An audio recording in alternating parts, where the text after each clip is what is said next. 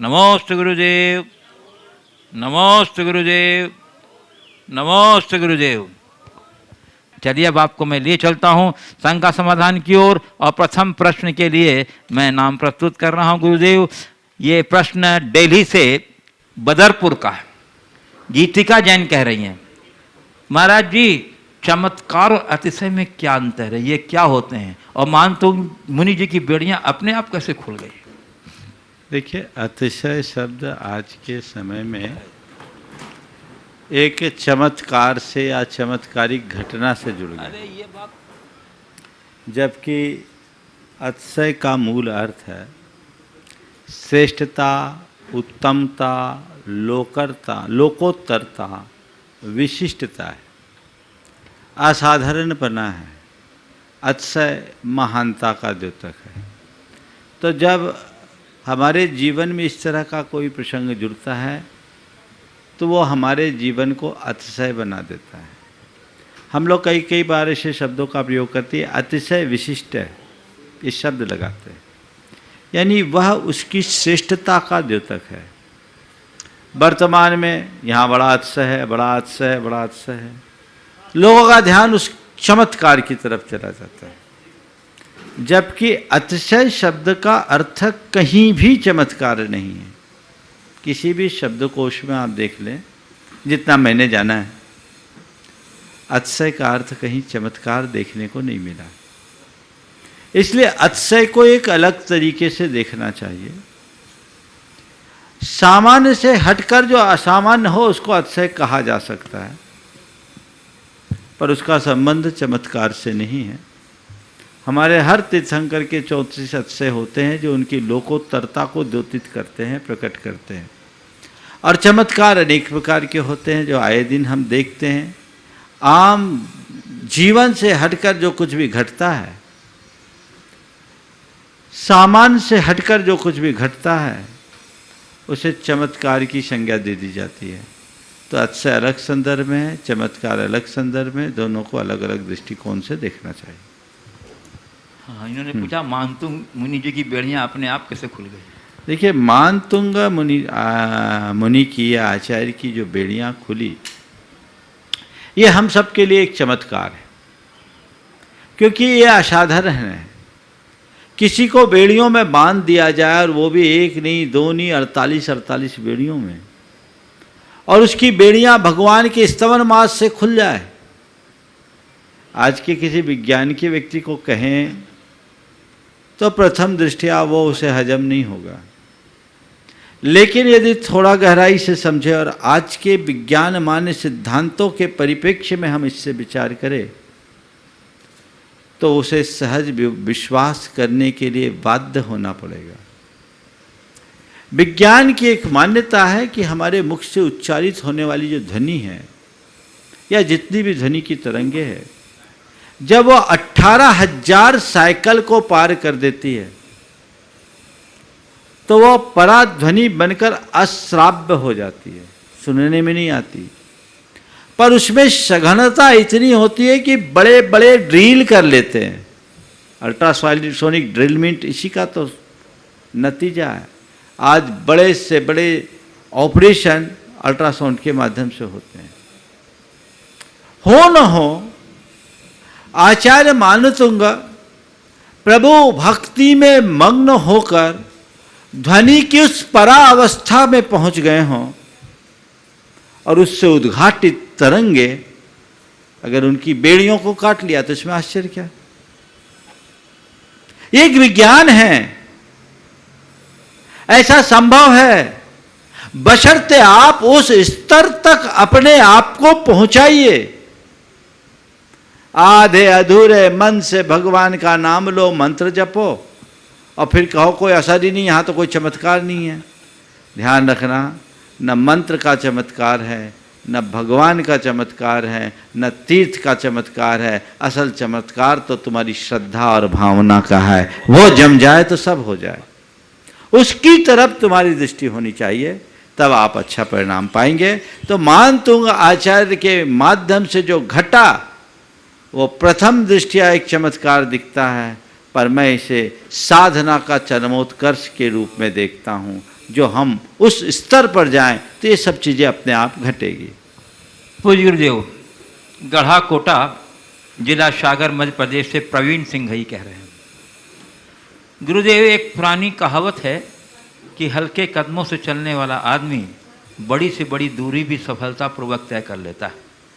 तो हे गुरुदेव, मेरी जिज्ञासा यह है कि हम भी जिंदगी की रेस में कैसे हल्के कदमों से तय करें ताकि एक सफल जिंदगी जी सकें। देखिए, एक बात बताता हूँ, व्यक्ति को हमेशा एक बड़ा लक्ष्य बनाकर उसे छोटे छोटे टुकड़ों में बांट लेना चाहिए सफल होने के लिए, और धीरे धीरे बढ़ते बढ़ते पूरी मंजिल तय करना चाहिए। एक एक करके 1000 सीढ़ी चढ़ना चाहिए, एक साथ 100 सीढ़ी चढ़ने की कोशिश कभी नहीं करनी चाहिए। अब जैसे कोई पहाड़ चढ़ रहा हो, इतना बड़ा पहाड़ कैसे चढ़े, तो आदमी का मन थोड़ा डगमगाएगा, लेकिन थोड़ा थोड़ा थोड़ा करते चले तो पहुंच जाते हैं। इसी सम्मेद शिखर जी में 10 साल का पोता अपने 60 साल के दादाजी के साथ पर्वत की वंदना के लिए चला। हाथ में टॉर्च थी। उसने कहा, दादा पहाड़ कितना बड़ा है? बोला 9 किलोमीटर ऊंचा है बेटा, 9 किलोमीटर चढ़ना है। दादा 9 किलोमीटर ऊंचा पहाड़, इतना सघन अंधेरा, हमारे हाथ में ये छोटी सी टॉर्च, इसकी लाइट भी 10 फुट से आगे नहीं जाती, हम इस छोटी सी टॉर्च के सहारे 9 किलोमीटर ऊंची पहाड़ी कैसे चढ़ेंगे? दादा ने कहा, बेटा किसने कहा हमें 9 किलोमीटर चलना है? हमें तो केवल 1 किलोमीटर चलना है, 1 कदम चलना है। एक एक कदम चढ़ते जाओ, रोशनी आगे बढ़ते जाएगी और हम पूरी पहाड़ी चढ़ जाएंगे। बस मैं आपसे इतना ही कहता हूँ, हजारों किलोमीटर की बातें करने वाले एक कदम भी नहीं चल पाते, और एक एक कदम चलने वाले हजारों किलोमीटर की यात्रा पूरी कर लेते हैं। धीरे धीरे चलिए, रुकिए मत, बस इतनी सावधानी रखिए। चलने का लक्ष्य बनाकर निरंतर चलते रहिए, चलते रहिए, चलते रहिए, बढ़ते रहिए। जीवन की परम उपलब्धि को आप हासिल कर लेंगे। पूज्य गुरुदेव, सागर भाग्योदय, मध्य प्रदेश से शिल्पी अमरदीप जैन कह रहे हैं। गुरुदेव, मेरी जिज्ञासा यह है कि किसी भी व्यक्ति के यदि माँ बाप शांत हो जाते हैं तो उन्हें सूतक लग जाता है, और हम देख रहे हैं आज व्यक्ति अपने माँ बाप को हमेशा के लिए जीते जी वृद्धाश्रम में छोड़ देता है, तो क्या उन्हें भी कोई सूतक लगता होगा? देखिए, मरणोपरांत सूतक लगता है वो तो है ही, लेकिन सच्चे अर्थों में देखा जाए, जो जीते जी माँ बाप को वृद्धाश्रम में भेज देते हैं वहाँ सूतक नहीं, उन्हें तो महापातक लगना चाहिए। ये तो बहुत बड़ा पाप है अगर माँ बाप को जीते जी वृद्धाश्रम भेज दिया, यानी आपने जीते जी मार दिया, अपने मातृत्व और पितृत्व की हत्या तुमने कर दी, तब तो वहाँ भेज रहे हो। ये तो बहुत जघन्य अपराध है। ऐसा व्यक्ति धर्मी कहलाने का अधिकारी नहीं है। परमार्थ की दृष्टि से देखा जाए तो वो अपने जीवन का घोर पतन कर रहे हैं। पूज्य गुरुदेव, अकलतरा, छत्तीसगढ़ से आनंद जैन कह रहे हैं, महाराज जी, हमारी अहिंसा एवं उदारवादी नीति के कारण कुछ असामाजिक तत्व यदि हमारी संस्कृति, हमारे धर्म पर कुठाघात करे तो हमें क्या करना चाहिए? मार्गदर्शन। देखिए, हमारी संस्कृति और धर्म पर कोई भी कुठाराघात करे तो हमें उसका प्रतिवाद करना चाहिए, लेकिन हमें हमेशा ध्यान रखना चाहिए किस प्रसंग में कब क्या कैसी प्रतिक्रिया करनी है। प्रसंग और परिस्थितियों को देखकर प्रतिक्रिया करनी चाहिए। जैन धर्म में गृहस्थों के लिए प्रतिकार या प्रतिवाद का निषेध नहीं है, लेकिन अगर तुम्हारा काम तमाचे से चल रहा है तो तमंचा निकालना ठीक नहीं है, इतना ध्यान रखना चाहिए। अगर तमाचे से काम चल रहा है तो तमंचा मत निकालो। आज के समय में जब कोई ऐसी बातें घटती है तो लोग बड़े एग्रेसिव हो जाते हैं। स्वाभाविक है, ऐसा होता है। और हो, लेकिन उस पर नियंत्रण होना चाहिए। हर बात को पूर्वापर विचार करके और अच्छी रणनीति से आगे बढ़ाना चाहिए। बहुत सारी बातें हैं, कई बातें हैं जो हम लोग कहते नहीं हैं, और हम लोगों का न कहना ही बहुत कुछ कह देता है। इसलिए जो भी अभी वर्तमान की स्थिति है, इस पर शीर्ष स्तर पर काफ़ी विमर्श हो रहा है। मैं सभी से ये कहूँगा कि ऐसे समय में अभी बहुत समझदारी का काम लेना है। ठीक रूपरेखा बनाकर पूरी समाज को एक स्वर में काम करने की जरूरत है। केवल उत्तेजना या भावुकता में लिए गए निर्णय कई बार हमारे लिए बहुत नुकसानदायी भी बन जाते हैं। इसलिए सूझबूझ के साथ सारे कार्यों को संपन्न करना चाहिए, और कोई भी परिस्थिति आए, अहिंसा का मतलब कायरता कतई नहीं है। अहिंसा अगर हम हैं तो हम अहिंसा के आदर्श को अपनाएं, पर ज़रूरत पड़ने पर सामने वाले को सबक सिखाने की आज़ादी भी आपकी अहिंसा आपको देती है। इसलिए धर्म संस्कृति की रक्षा करना दायित्व है, हर व्यक्ति का दायित्व है, और उसमें प्रतिबद्ध रहना चाहिए। लेकिन उसकी रक्षा के लिए भी कदम वैसा ही उठाना चाहिए जो उठाने योग्य है। उदाहरण के लिए मैं आप लोगों के सामने एक बात रखता हूँ। विष्णु कुमार मुनिराज इतने सामर्थ्यवान थे कि मुनि अवस्था में ही जाकर राजा बलि को मसल देते, लेकिन आपने देखा इतनी बड़ी रिद्धि के धारी इन महामुनिराज ने क्या किया? चलो अभी निपटता हूं फौरन, नहीं, युक्ति से काम लिया। अपनी मुनि मुद्रा का परित्याग कर बामन बटुक का रूप धारण किया।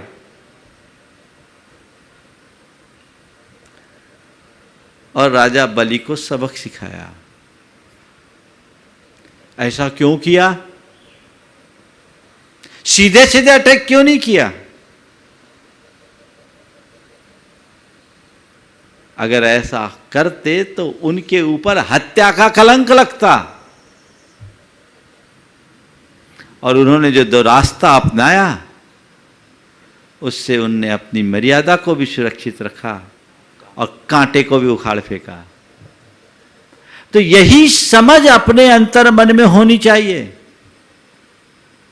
कहां, कब, क्या और कैसी आवश्यकता है, कितनी आवश्यकता है, उसका विचार करके ही काम करना चाहिए। इसलिए सभी से मैं ये कहूँगा, कई लोग रोज विमल जी के पास अलग अलग तरीके से संदेश भेजते हैं कि क्या हो रहा है। अभी कुछ नहीं, जो हो रहा है वो होने दीजिए, पर ये मान करके चलिए कि जो होगा वो अच्छा होगा। अच्छी रणनीति के साथ अच्छा काम करने का नतीजा अच्छा आता है। पूज्य गुरुदेव, पुणे महाराष्ट्र से अमित लोहाड़े कह रहे हैं गुरुदेव कि स्वभाव और आदत में क्या अंतर है, क्या इनको बदला जा सकता है? बदला जा सकता है तो कैसे? देखिए, स्वभाव और आदत दोनों अलग अलग चीज़ें हैं। स्वभाव का संबंध हमारे आनुवांशिक गुणों से जुड़ा होता है। हमारे जितने भी स्वभाव होते हैं, हमारा जो स्वभाव होता है उसमें बहुभाग वंशानुगत होता है, हेरिडिटी से चला आता है, और उसमें हमारे कर्म के संस्कार भी होते हैं। तो व्यक्ति का वैसा स्वभाव होता है। उस स्वभाव को पूरी तरह से बदला नहीं जा सकता, पर उसमें निखार जरूर लाया जा सकता है। पर आदतें हम परिवेश से सीखते हैं, आदतें अर्जित होती है। कहते हैं कोई काम आप 21 दिन तक करने लगो, आपकी आदत बन जाएगी। कोई भी काम आप 21 दिन तक करने लगो लगातार, तो वो आपकी आदत में शामिल हो जाती है। तो आदत हम परिवेश और वातावरण से सीखते हैं, धीरे धीरे हमारी आदतें बनती है।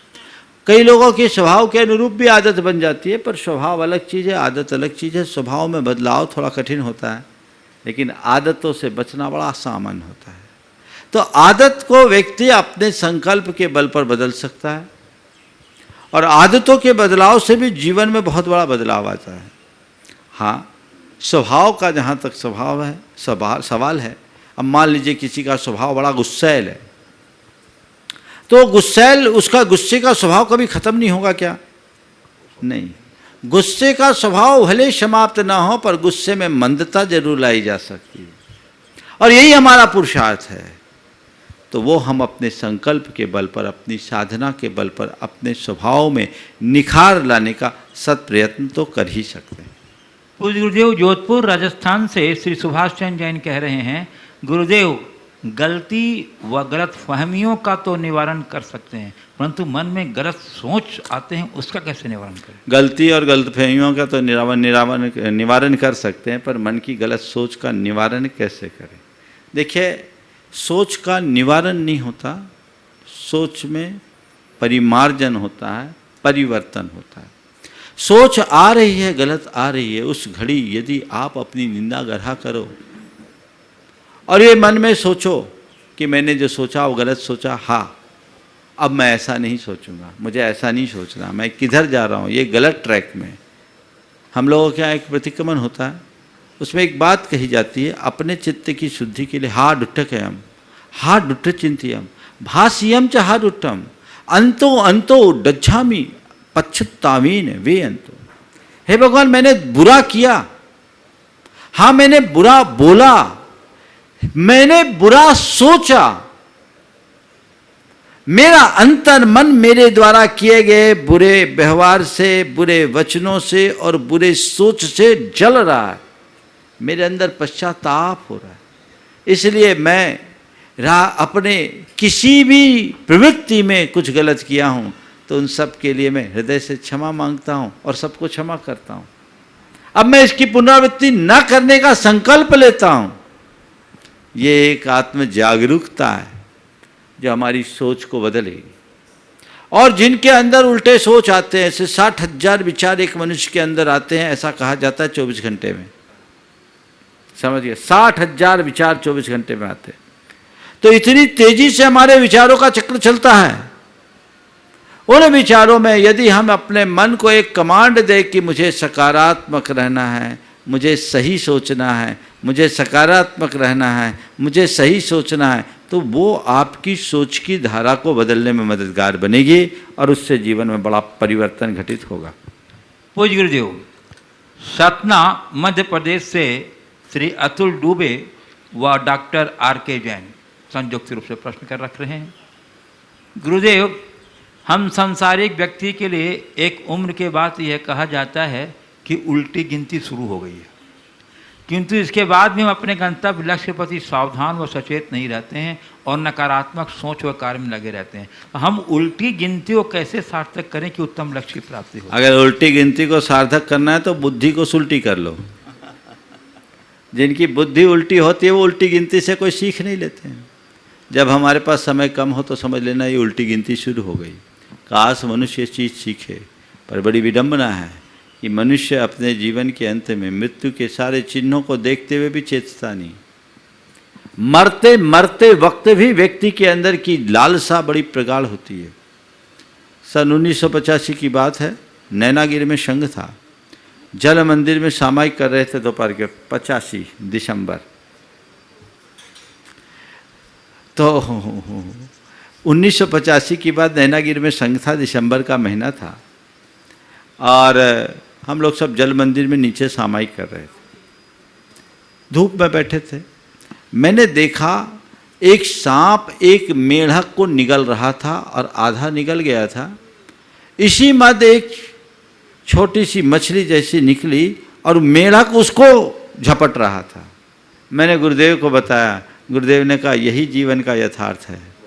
सब काल के सांप में के मुंह में बैठे हैं, लेकिन उसके बाद भी बड़े निश्चिंत हैं। काश जीवन की सच्चाई को समझो तो जीवन की दिशा और दशा बदल जाए।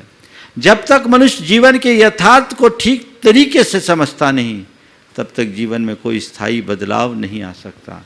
हर व्यक्ति को हर पल ये सोचना चाहिए कि न जाने कब मेरा कौन सी सांस मेरे जीवन की आखिरी सांस हो जाए, कौन सा दिन मेरे जीवन का आखिरी दिन हो जाए, कुछ नहीं पता। इसलिए मुझे अपने हर दिन को, हर पल को, हर सांस को सार्थक बनाने के लिए संकल्पित होना चाहिए। पूज्य गुरुदेव, मदनगंज किशनगढ़ अजमेर राजस्थान से गुणायतन ट्रस्टी श्रीमती उगमलता गंगवाल, धर्मपत्नी स्वर्गीय श्री प्रकाश जी गंगवाल। गुरुदेव, इनका प्रश्न कुछ दिन पर जन्मदिन पर आया था, परंतु उस दिन नहीं लिया सका। उनकी जिज्ञासा है कि गुरुदेव, परिवार का उत्साह देखकर मन बहुत प्रसन्न होता है। महाराज जी, बच्चों और परिवार के सदस्यों को किस प्रकार दिशा दें जिससे उनके उत्साह व उमंग के साथ धार्मिक संस्कारों का भी समावेश हो? देखिए, जो परिवार के प्रमुख हैं उनकी ये बड़ी जिम्मेदारी होती है कि पूरे परिवार को एकजुट करके ले चले और परिवार को पारस्परिक प्रेम और आत्मीयता के बंधन में बांधें। उनके हृदय में धर्म और कर्म दोनों के प्रति प्रगाढ़ प्रतिबद्धता जागृत करें। यदि इस तरीके से कोई घर का मुखिया अपना व्यवहार करता है तो वो परिवार एक परिवार न रहकर एक बहुत सुंदर गुलदस्ता का रूप ले लेता है जिसकी सुगंध सब तरफ फैलती है। परिवार के प्रति ऐसा होना चाहिए। और रहा सवाल उनमें उत्साह का संचार कैसे हो, अच्छी प्रेरणा दें, छोटी मोटी गलतियों को नज़रअंदाज करें और कोई अच्छा कार्य करे तो उन्हें उसकी प्रशंसा करें, एक दूसरे का आदर करें, एक दूसरे को सहयोग दें, छोटी मोटी बातों में आलोचना ही न करें। किसी को कोई सीख देना है तो दें, पर किसी का अपमान न होने दें, किसी पर आरोप न लगाएं, आदेश की भाषा का प्रयोग कम करें, अनुरोध की भाषा का प्रयोग ज़्यादा करें। यदि ऐसा करने लगे तो परिवार में सब लोग एक दूसरे से हिल मिल करके रहेंगे और इनके साथ साथ धर्म की उपादेयता संबंधी प्रेरणा यदि दी जाती रहे तो लोगों में बहुत बड़ा बदलाव घटित हो सकता है।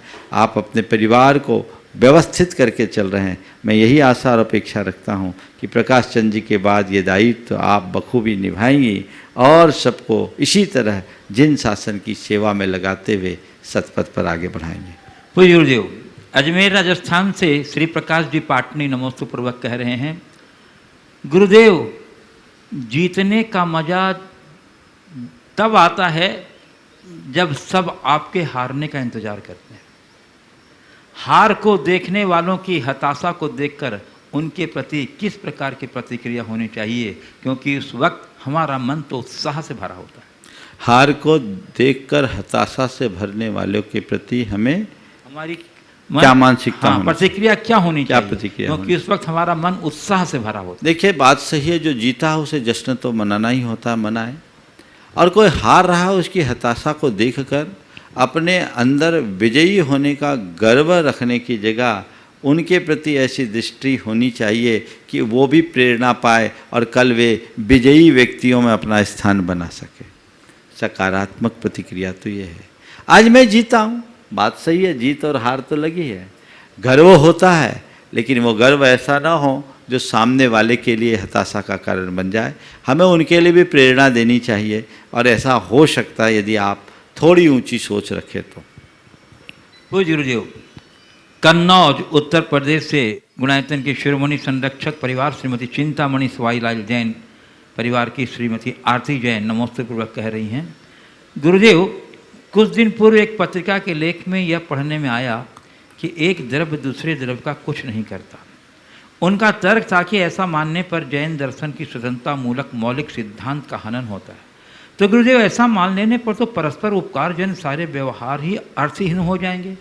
तो ये कथन कहाँ तक उचित है और इस कथन का यथार्थ तात्पर्य क्या है? मैं इन दिनों इस वाक्य को लेकर बहुत ही द्वंद्व से गुजर रही हूँ, कृपया मेरी द्वंद्व को समाधान दें। एक बार एक सज्जन, एक विद्वान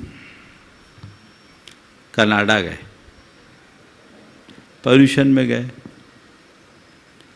एक युवती उनके पास आई, उसने पूछा, आप यहाँ क्यों आए? युवती ने उनसे पूछा, आप यहाँ क्यों आए? बोले, आप सबको जैन धर्म का मर्म बताने। तो उन्होंने कहा, जैन धर्म का मर्म बताने आप यहाँ तक आए? जैन धर्म तो ये कहता है कि एक द्रव्य दूसरे द्रव्य का कुछ नहीं कर सकता, फिर आप वहाँ से यहाँ चलकर क्यों आए? जैन धर्म तो ये कहता है कि एक द्रव्य आपके दूसरे द्रव्य का कुछ नहीं कर सकता, तो आप वहाँ से चलकर यहाँ क्यों आए? उन्होंने कहा, किसने बताया आपको? बोले, मेरी मम्मी ने। ये आपको किसने बताया? बोला मेरी मम्मी ने। आपकी मम्मी को किसने बताया? बोले डॉक्टर भारिल ने। उन्होंने जो जवाब दिया, बोला अच्छा, तो इसका मतलब यह है कि डॉक्टर भारिल ने आपकी माँ को और आपकी माँ ने आपको ये अच्छे से समझा दिया कि एक द्रव्य दूसरे द्रव्य को समझा नहीं सकता। बात समझ में आ गई ना? अब मैं समझता हूं ज्यादा कुछ कहने की जरूरत नहीं है। ध्यान रखो, एक द्रव्य दूसरे द्रव्य का कुछ नहीं करता, ये हम भी कहते हैं, लेकिन ये एकांत नहीं है। निमित्त तो बन सकता है, निमित्त के रूप में हम अपने किसी भी कारण की उपस्थिति को नकार नहीं सकते। अभी आप ये शंका समाधान यहां कर रहे हैं, महाराज जी आपकी से बड़ी प्रेरणा मिलती, मैं कौन होता हूं तुम्हें प्रेरणा देने वाला? तुम्हारी योग्यता तुम्हें प्रेरित करती, मैं थोड़ी करता हूं। मानोगे? निमित्त है। ध्यान रखो, अनेकांत अपनाओ। एक द्रव्य दूसरे द्रव्य का कुछ नहीं करता और एक द्रव्य दूसरे द्रव्य का बहुत कुछ करता है। मैं दोनों पर विश्वास करता हूं। कैसे? तुम दूसरों के प्रति कितना भी अच्छा करो, कितना भी अच्छा करो, उसका कर्तृत्व अपने ऊपर मत आने दो और सोचो मैं तो केवल निमित्त हूं, मैं कौन करने वाला हूं। ये तो सब इसकी योग्यता से हो रहा है। एक द्रव्य दूसरे द्रव्य का कुछ नहीं करता। तुम्हारे प्रति सामने वाला कितना भी बुरा करे, प्रभावित मत हो। बोले वो तो निमित्त बन करके आया है, ये तो मेरे भीतर का परिणाम है। एक द्रव्य दूसरे द्रव्य का कुछ नहीं करता, ठीक है? और एक द्रव्य दूसरे द्रव्य का करता है।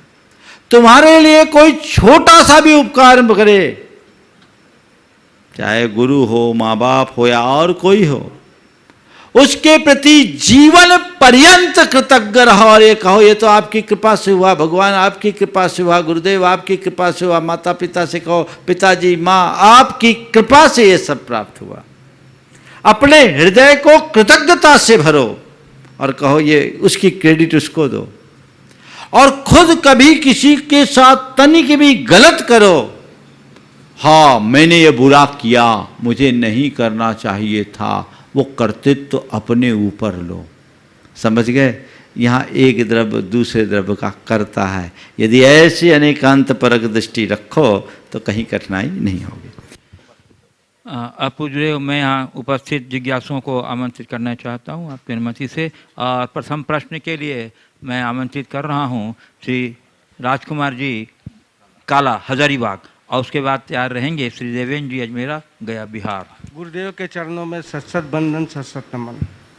गुरुदेव, मकड़ी को जैसे ही जीवन मिला, वह अपने चारों ओर जाल बुनने में लग गई और जीवन भर जाल बुनते बुनते अब उस जाल में इतना उलझ गए कि अपनी जीवन लीला समाप्त कर दी। तो क्या गुरुदेव हम लोग भी इसी तरह जाल बुनने में लगे हैं? बिल्कुल बिल्कुल बिल्कुल बिल्कुल यथार्थ है।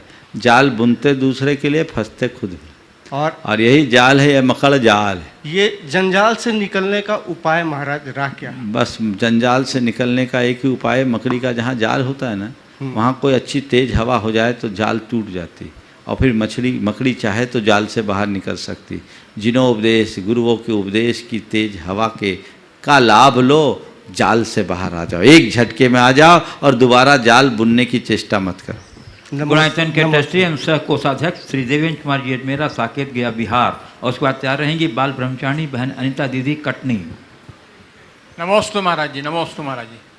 महाराज जी, सामान्य परिस्थिति में सभी जी लेते हैं, परंतु कठिन परिस्थिति में संघर्ष करते हुए जीने पर बहुमूल्य संपत्ति मिलती है। क्या इसी का नाम आत्मबल है? आत्मबल क्या है? बिल्कुल सही बात है। सामान्य परिस्थिति में सब कोई जी लेते हैं, लेकिन कठिन परिस्थितियों में कठिनाइयों का सामना रख के जीने वाले को सफलता मिलती है। वाकई में ये इस विश्वास के नाम ही आत्मबल है। और ऐसा आत्मबल जिसके हृदय में होता है वही सफलता के शिखर को छू पाता है। हमारी कोशिश होनी चाहिए कि हम अपने आत्मबल को सदैव जगा कर रखें और जीवन को सकारात्मक दिशा में आगे बढ़ाएं। नमोस्तु महाराज जी। मैं आमंत्रित कर रहा हूँ बाल ब्रह्मचारिणी बहन अनिता दीदी कटनी, और उसके बाद तैयार रहेंगे कानपुर उत्तर प्रदेश से श्री प्रदीप जी जैन। जो आचार्य गुरुदेव रचित मूक माटी महाकाव्य पर अपना शोधपूर्ण कार्य नाटिका प्रस्तुत करते हैं। बंधुओं, बहुत ही सफल नाटिका और बहुत ही प्रभावक नाटिका होती है। नमोस्तु गुरुदेव, नमोस्तु गुरुदेव, नमोस्तु गुरुदेव। कोरोना आपदा काल की इस मृत्यु के तांडव में संलेखना हमारे जीवन की कला कैसे बने, जिससे दिल से ये मृत्यु का भय तिरोहित हो जाए, और जिस संलेखना की अलख आपने जन जागरण के माध्यम से जगाई थी, तो उसकी आज अनिवार्यता अनुभव में आती है। और उसमें आपका हमें संबोधन चाहिए कि शस्त्र से हम इस मन स्थिति से क्या उबर सकें जो कि इस कोरोना काल ने हमारे चारों तरफ दिखाया है, मृत्यु का तांडव। बहुत अच्छी बात आपने उठाई है।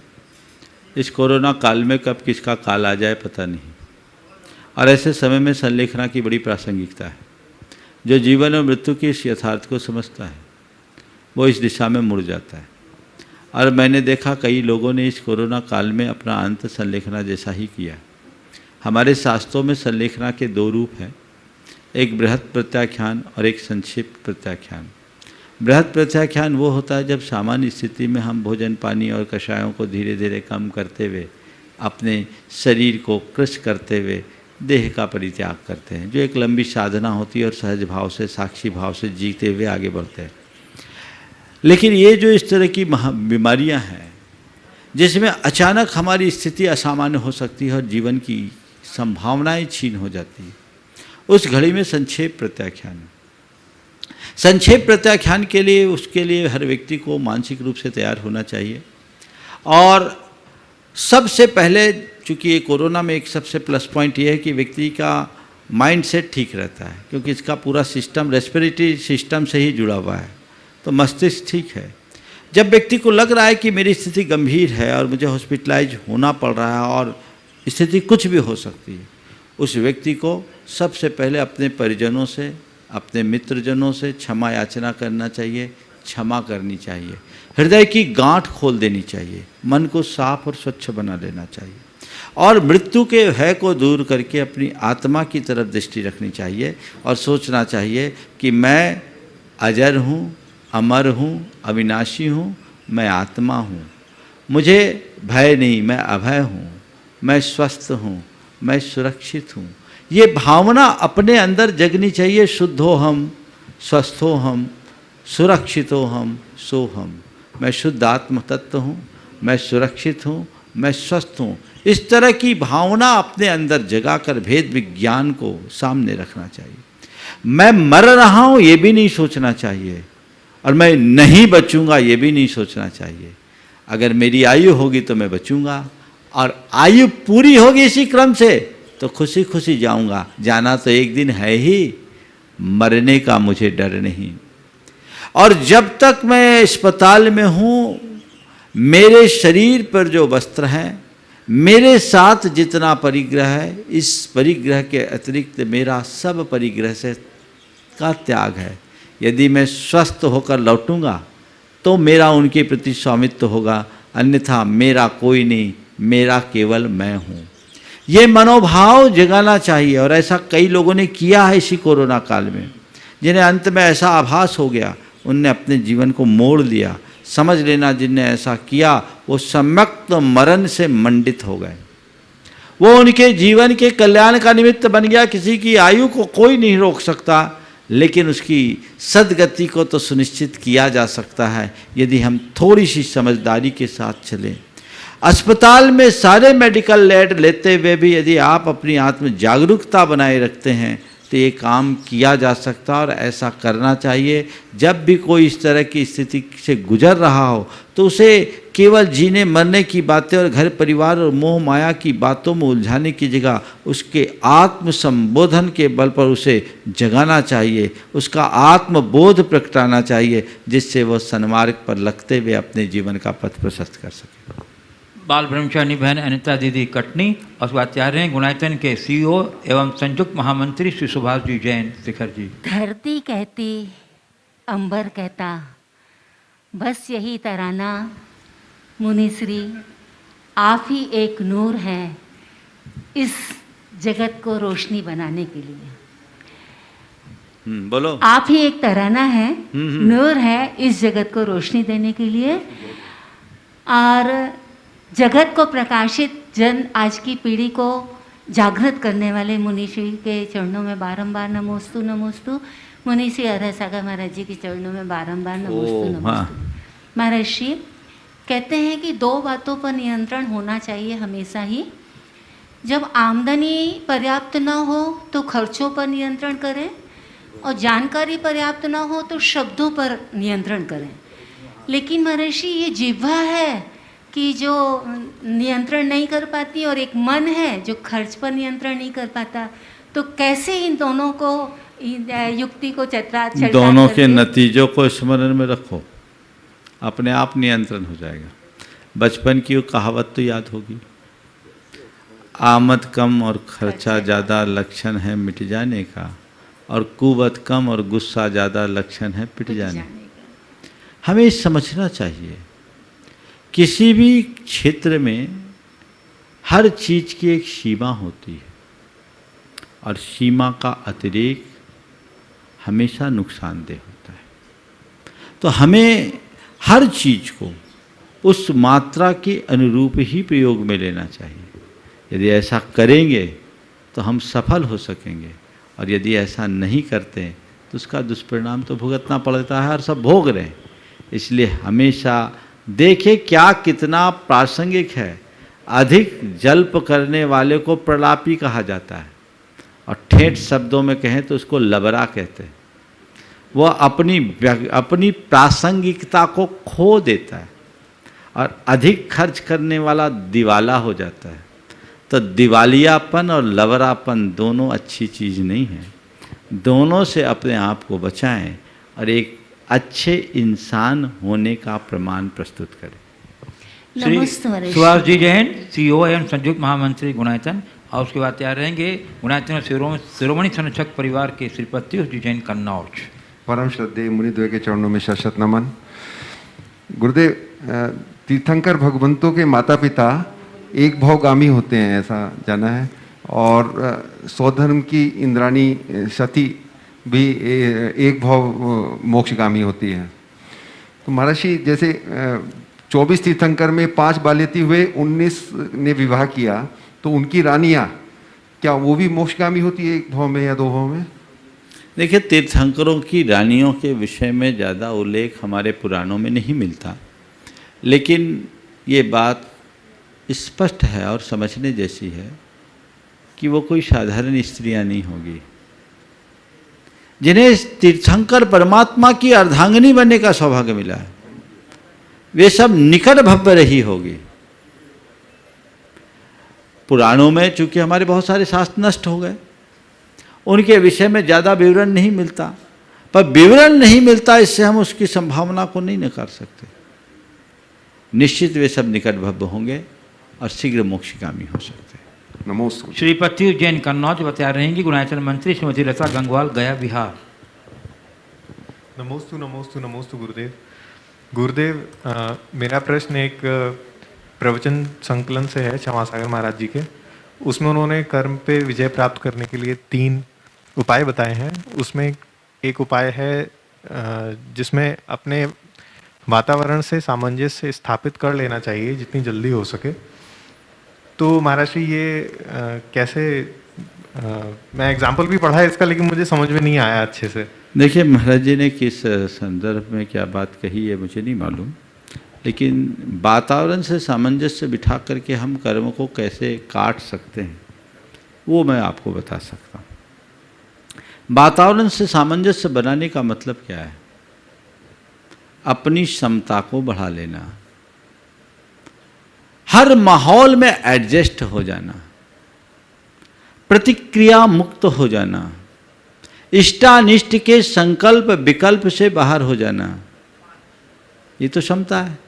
जो आए उसे सहज भाव से जानना और देखना, सहज भाव से स्वीकार कर लेना, उसमें हर्ष और विषाद न कर लेना, कर्म झाड़ने का सबसे श्रेष्ठ उपाय है। काश हम ऐसा कर पाए। श्रीमती लता गंगवाल, गया बिहार। नमोस्तु गुरुजी। गुरुजी, ओनर शॉप का होता है, उसे भूख लगती है। ओनर जो शॉप का होता है, मालिक बोलो ना। हाँ मालिक होता है, उसको भूख लगती है, उसी बीच कोई लगनी कस्टमर आ जाता है, उसी ओनर की भूख प्यास गायब हो जाती है, क्योंकि वहाँ पर फायदा और इनकम हो रहा है। तो त्याग तपस्या उपवास व्रत के लिए हमारे पास कह देते हैं शक्ति नहीं है। गुरुजी त्याग तपस्या उपवास व्रत इस पुद्गल शरीर की आत्मा को इनकम समझकर तपस्या करके कर्म को नाश कैसे किया जाए? देखो, पहली बात तो मैं आपके प्रश्नों को थोड़ा संशोधित कर दूं। ऑनर की भूख लगती है ना, और कस्टमर आने पर भूख मिटती नहीं है। मैं बताऊं, जितने भी दुकान के मालिक हैं उनकी पेट की भूख कम, पेटी की भूख ज़्यादा है। कस्टमर तो उनका खुराक बनकर आया है, समझ गए? तो वो खुराक मिल जाती। उस दुकानदार की पीड़ा को थोड़ा समझने की कोशिश करो जिसकी सुबह से बोहनी ना हुई हो। भरे पेट में भी बेचैन होगा, बोलो होगा कि नहीं होगा? तो भूख पेट की है कि पेटी की? समझ गए? ये तो एक पक्ष हुआ। पर बात केवल इतनी है, जब मनुष्य की दृष्टि उसके लक्ष्य के साथ बंध जाती है तो भूख प्यास आदि की सारी पीड़ा और बाधाएं अपने आप दूर हो जाती है। इसी तरह एक आत्म साधक का लक्ष्य जब अपनी आत्मा के कल्याण का बनता है तो व्रत उपवास उसके लिए सहज हो जाते हैं। दुकानदार का लक्ष्य व्यापार करना है, माल बेचना है, तो पेट की भूख एक तरफ हो जाती है। लक्ष्य के प्रति समर्पित होइए, जीवन को आगे बढ़ाइए। नमोस्तु। ग्रांट एंड ट्रस्टी श्रीमती अर्चना आशीष बनाड़ा कोलकाता, उसके बाद तैयार रहेंगी जूही जैन आरा बिहार। नमोस्तु महाराज जी। महाराज जी, बोलो। अभी यंग जनरेशन धर्म के मामले में बहुत नीचे होते जा रहे हैं। उनको कुछ भी बोलो तो उनको समझ में नहीं आता है। तो महाराज जी ऐसा क्या करे कि धर्म की प्रभावना बढ़ती रहे? अनर्गल अनर्गल अनर्गल। अनर्गल नहीं, अनवरत। अनर्गल तो अनर्गल हो गया। हाँ, स्लीपिंग है, ठीक है। देखिए, युवाओं को, नई पीढ़ी को हमें थोड़ा नए तरीके से धर्म समझाना है। हम लोग एक कमी कर देते हैं, जब कभी भी धर्म की बात आती है हम उन्हें केवल रिचुअल्स की तरफ जोड़ देते हैं। ये करो, मंदिर जाओ, माला फेरो, रात्रि भोजन नहीं करो, मुनिराज आए उनके पास जाओ, थोड़ा और आगे बढ़ जाओ तो स्वाध्याय करो। बस इस तरह की बातें, वो बातें नहीं होती, वो चीज़ें थोपी जाती है, जिसको आज का युवा मन स्वीकारने को तैयार नहीं होता, क्योंकि वो देखता है कि ये सब मेरे माँ बाप तो रोज़ कर रहे हैं, पर उतनी ही झूठ, उतनी ही बेईमानी, उतना ही गुस्सा, उतनी लड़ाई वो रोज़ कर रहे हैं। ये सब बेकार की चीज़ें। तो नहीं, हम युवाओं को रिचुअल्स की तरफ नहीं, स्पिरिचुअल की तरफ लाए। उन्हें अपने इमोशन पर कंट्रोल करने की बात सिखाएं, उनके हृदय में सेल्फ कंट्रोल बताएं, सेल्फ कॉन्फिडेंस कैसे बिल्टअप किया जा सकता है ये बातें सिखाएं। इसमें धर्म कितना मददगार है, अपने जीवन में संतुलन कैसे लाया जा सकता है, स्ट्रेस को कैसे मैनेज किया जा सकता है, लाइफ मैनेजमेंट कैसे किया जा सकता है, ये सब बातें जब हम उनको बताएं तो बच्चे बहुत आसानी से उसे स्वीकारते हैं और वो पक्के धर्मी बन जाते हैं। फिर रिचुअल के प्रति भी उनकी रुचि जग जाती है। लेकिन केवल इन क्रियाओं को करेंगे तो आज का युवा मन कभी आगे नहीं बढ़ेगा। इसलिए हम धर्म को थोपने की जगह वैज्ञानिक तरीके से व्याख्यायित करने की कोशिश करें, ताकि वे अपने जीवन को सुंदर बना सके, अच्छा बना सके, बेहतर बना सके और सबके हृदय में सुखग्राह्य हो सके। इस प्रकार आज के सत्र को परम पूज्य गुरुदेव के चरणों में नमन अर्पित करते हुए यहीं पर विराम।